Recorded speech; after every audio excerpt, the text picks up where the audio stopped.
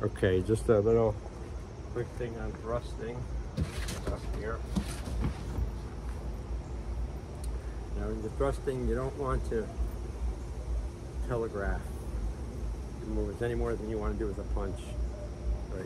You want to let this forward motion go, and as best you can, you want to take away their depth perception by pointing the tip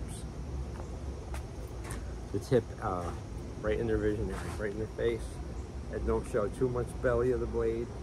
Don't show too high. Try to get it where, and then when you launch it, and you take away as much their depth perception and no telegraphing.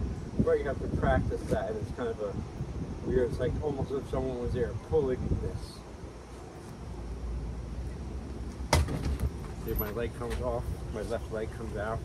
I mean, now that's not how I'm going to do it in a fight, of course. I'm honing an attribute, a specific attribute for knife fighting, specifically Bowie knife fighting. Also, what I'm doing here is another overly looked concept, is attacking this mid-thigh area to the waist. It's like where the hinge, like not the hinge, but yeah, it is like a hinge where your hips are. Yeah, you can call it your hips, or upper right hips. And what the strike is doing, you're just trying to just even get that much, believe me, that much of a hit right there in the front of someone's leg, right up here, plus this jam, the jolt of it all. Without even mentioning that you could cork screw it, turn it, make it even worse and pull out. But that's, you know, really is what it is. So, and most people aren't looking at that. Everyone goes a headhunter, all this, and this is also not lethal too, and it's extremely, like I said, will stop. And again, you don't have to put the knife through the person's leg or anything like that. You just have to just hit the target once.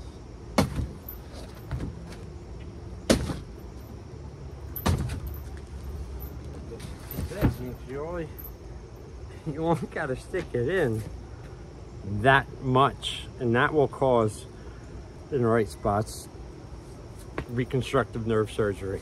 I know, because I had it done to my hand with the knife in my hand. That went in about that much.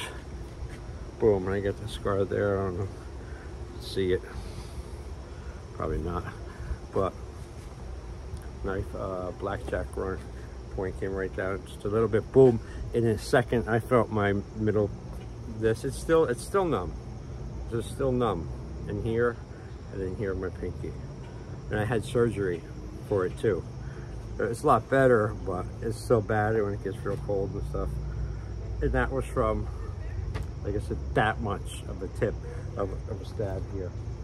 So now you can imagine, and that's the concept too with these little thigh shots. Right. And that holds true also for any part, you know, be unconventional in your target seeking. The arms, you know, poke them in the arms, the hands, the forearms, you drop that weapon right away. But either way, you got to get, or, you know, and going forward is good too. You know, you got to be willing to use your blades, so when you're ready to use them, and like not like, oh, I just want to keep on the wall. I only work with my $25 piece of shit, you know, and you don't want to get dirty and stuff. Well, that's silly, I think. But do what you want, you know. You want to train with the piece of shit that you wouldn't use in the real field anyway. I don't see the logic in it. I guess there's one, but it doesn't make sense. I'm going to take out this Bowie for a minute because this clip is sharpened very good. Okay, so the more Bowie, 10-inch blade. Oh, it's just so good in the hand. Nice. Look at that. And then that much.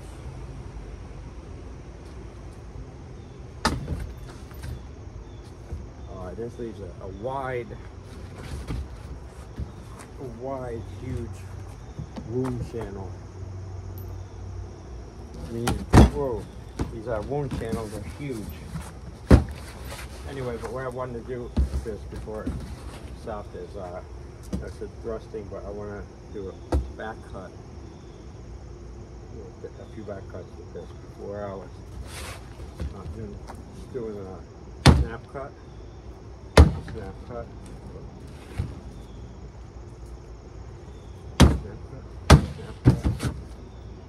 Back cut. The back cut went in as much as a snap cut. Back cut, this is the back cut one. That was a snap cut. The slow motion snap cut. I'm always envisioning, again, using hitting with the 3-inch, this area, kind of the belly of the Bowie, to the center of the scalp. Boom. Or really any other place. The hand, wrist, leg. But still, it's a good idea to get out here and hit something with real life and feel the vibration and just get used to launching and landing things. So it's going, and it whips, boom, and I pull it back. So the second, look at that. Huge. Back to it.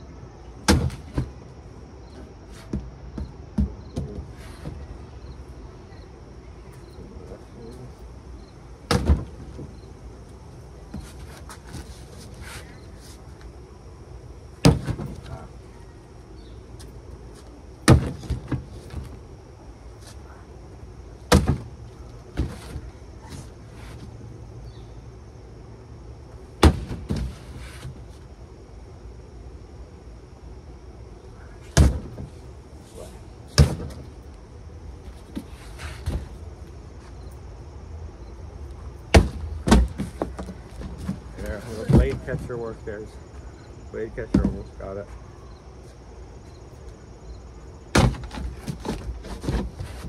Because, as you know, thrusting is what kills, not slashing.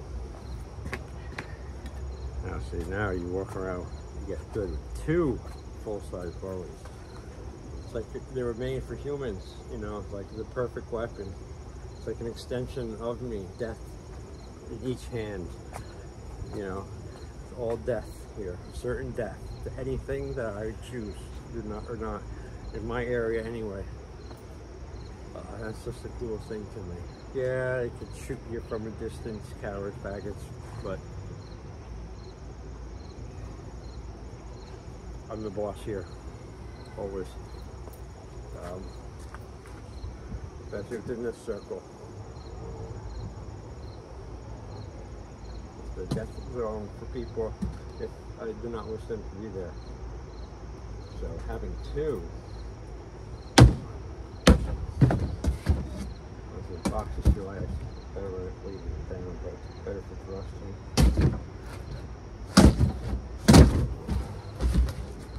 I tell you too, these guards can do some good damage. You look at that.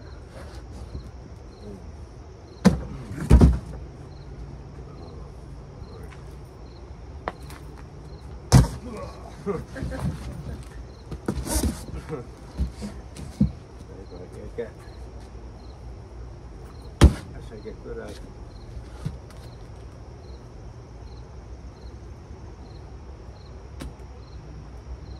I mean, this is such a great, I'm going to end with this idea here.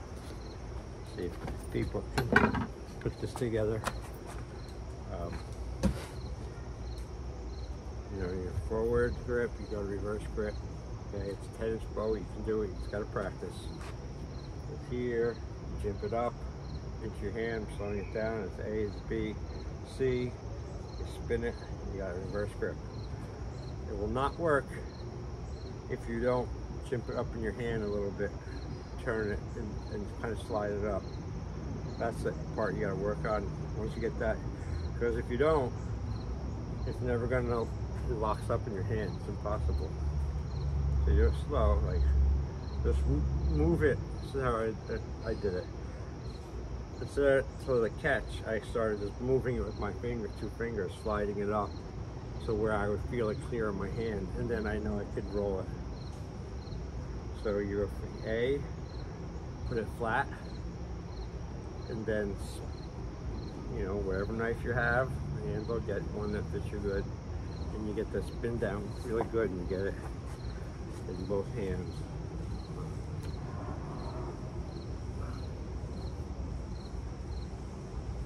And we're practicing your blade exchanges as well. So, yeah, another thing I was saying before about, you know, having the weapons, but you don't want to use them and make them dirty, and you keep them on the wall, or you go out and you train with a $25 piece of shit out that's going to break in half, or something that's no good, or is just not something you would use in the real world. So I don't recommend it. I recommend, you know, it's like get your shoes dirty or whatever. Use they're tools and items to be used, you know, and you can take care of them, look at them nicely too, but don't baby them, you know, especially if you got good weapons. Work with them, you know, after a while they just become so much a part of you. This one's so easy and so fast. Mid-size. This one's really easy to spin in the hand. I don't have to do nothing other than turn it,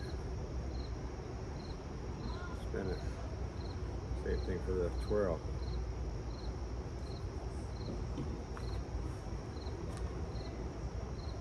Bring it over just like a cigarette, which I'm going to have in a minute. Here. Twirl it. Down. Remember, the thrust is what kills, not the slash. Right? But here's a slash. It does nothing really. I have to hold it. Okay. Barely nothing. Barely nothing. A scratch, regular clothes, whatever we need to kill it. Right now, do the thrust.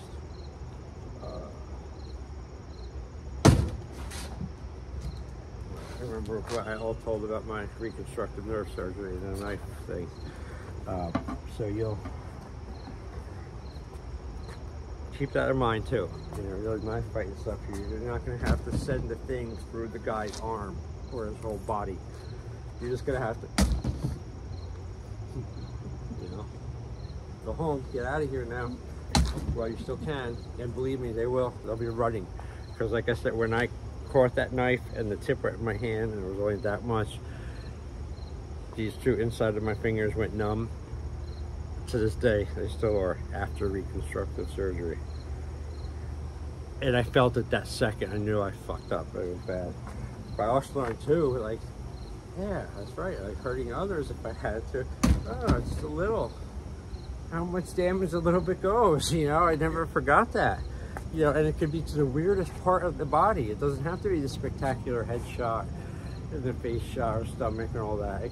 You know, it could be a finger, you know, or you could punch somebody in their bicep, you know, headbutt them in the throat. You know, anything really random. A lot of, you know, foot stomps. You know, you can do your knee to the balls and come down and get a foot trap. Send them sailing and break their knee. You know, that's a good one. Fuck them both ways. But it's all training. And again, it's all not on the idea of self-defense and the right side, doing good, you know, not using this for bad purposes. This is for using it for the good purposes, for protecting life. The knife is either a life taker or a life saver. All it can be. It's intended to be.